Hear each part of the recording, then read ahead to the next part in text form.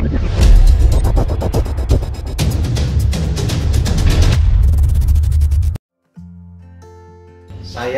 di Asrama Karya Tasih, Yayasan Gembala Baik Cabang Bantul bersama Suster Nia RGS. Ya, selamat jumpa Suster. Selamat datang, Romo. Ya. Ini tempat apa sih Suster, cerita? Tempat ini, Romo, ini tempat di mana teman-teman yang mengalami kekerasan berbasis gender, secara khusus mereka yang mengalami kehamilan tidak direncanakan, itu sedang berproses bersama kami di tempat ini. Jumlahnya banyak ya Suster, rata-rata per tahun? Ini Romo, selama pandemi ini jumlahnya terus meningkat. Sebelum pandemi itu sebulan sekitar 1-2 anak begitu, tapi ini selama pandemi meningkat 2-3 kali lipat. Walaupun memang selama pandemi kami mendampingi di secara online, tetapi kalau memang mereka itu sangat membutuhkan shelter, kami memberi tempat untuk mereka, hanya memang terbatas selama pandemi ini.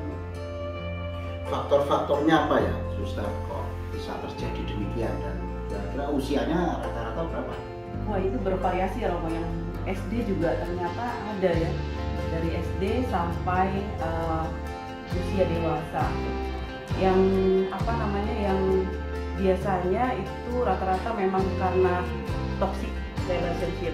Jadi teman-teman ini punya relasi gitu, punya pacar, lalu melakukan hubungan seperti suami istri dan mengalami kehamilan. Lalu yaitu, jadi mereka ini kebanyakan memang korban ghosting Romo. Jadi sudah terjadi begini, lalu tidak ada yang mau bertanggung jawab gitu. Ada juga yang memang karena mengalami kekerasan gitu ya, mereka dipaksa untuk melakukan hubungan seksual lalu mengalami kehamilan. Ini khususnya bagi anak-anak ya, mereka dan pelakunya biasanya bukan anak lagi. Kalau yang toxic relation itu juga sekarang itu ada kecenderungan dari ini Romo, dari hubungan online itu loh. Jadi mereka kenalan di dunia maya, lalu kopi darat, lalu terjadi pemaksaan seperti itu. Itu sekarang sedang marak. Apa sih yang membuat Suster tergerak untuk melakukan karya ini? Kami kembali ke semangat Ibu pendiri Santa Maria Efrasia Romo. Santa Maria Efrasia mempunyai moto, setiap pribadi itu jauh lebih berharga daripada seluruh dunia. Kita melindungi janin-janin yang notabene-nya mereka belum bisa meneriakkan haknya gitu ya. Dan kalau kita sedikit melihat ketentuan yang baik dari ketentuan Konvensi Hak Anak maupun Undang-Undang Perlindungan Anak, yang disebut anak adalah mereka yang belum berusia 18 tahun, termasuk mereka yang berada dalam kandungan gitu. Nah, kategori ini kan kategori anak. Yang namanya anak yang tadi masih dalam kandungan itu termasuk juga anak, itu tidak boleh direbut atau direnggut hak hidupnya gitu. Sehingga semboyan Santa Efrasia ini kami perkaya juga dengan undang-undang yang ada, lalu juga ketentuan-ketentuan baik internasional maupun nasional gitu, sehingga memang kami bertekad untuk melindungi setiap pribadi termasuk mereka yang belum nampak gitu. Bentuk atau cara pendampingannya bagaimana Suster? Kami awalnya biasanya ini kan ada memang yang dari rujukan dari paroki, dari lembaga masyarakat lain.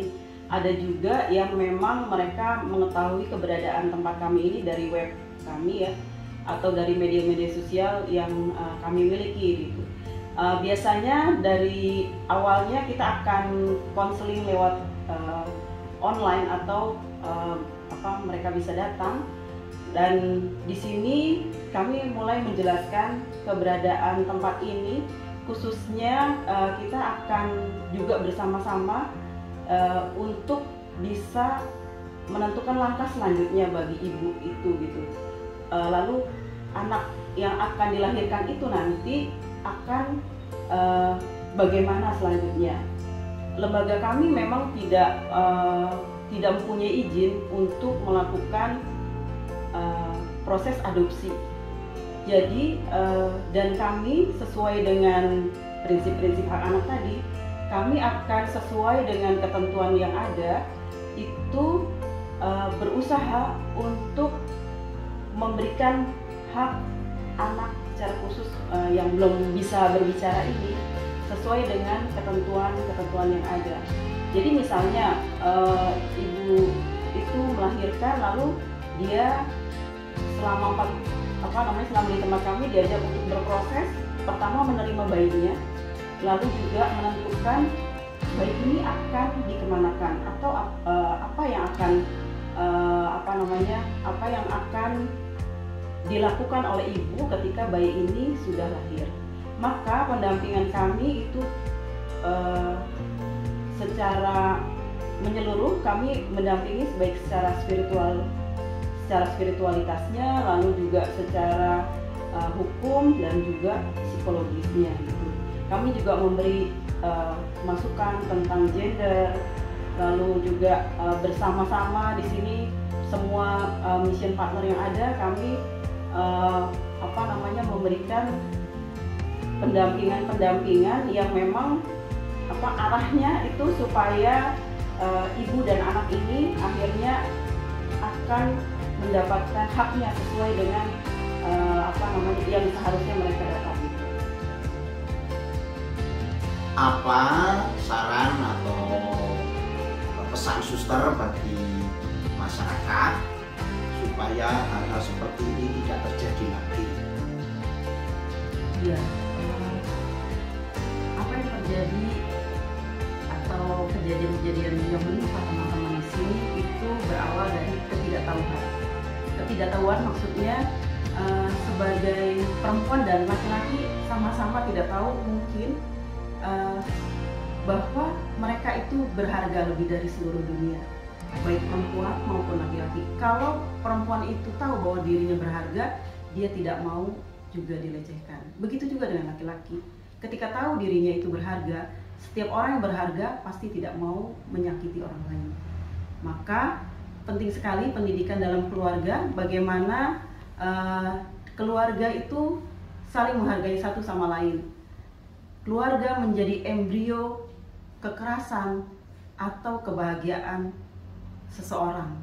Ketika pengalaman dalam keluarga penuh dengan kekerasan, maka anak-anak akan terbiasa juga melakukan kekerasan. Tetapi kalau keluarga itu memberi embrio yang baik untuk adanya saling cinta, saling menghargai satu sama lain, maka anak-anak akan tumbuh sebagai anak-anak yang tahu menghargai orang lain. Paus Fransiskus berpesan, anak-anak adalah bangunan yang hidup. Mereka itu bergerak secara dinamis sesuai dengan perkembangannya. Maka menjadi satu PR buat orang tua untuk juga dinamis sesuai dengan perkembangan zaman. Lalu kalau anak-anak kita mengalami jatuh, cukup terima mereka apa adanya, dipeluk, diterima, tidak usah dimarahi, mereka sudah tahu kalau mereka salah. Penerimaan jauh lebih memberi arti daripada hukuman-hukuman yang mungkin akan semakin melukai.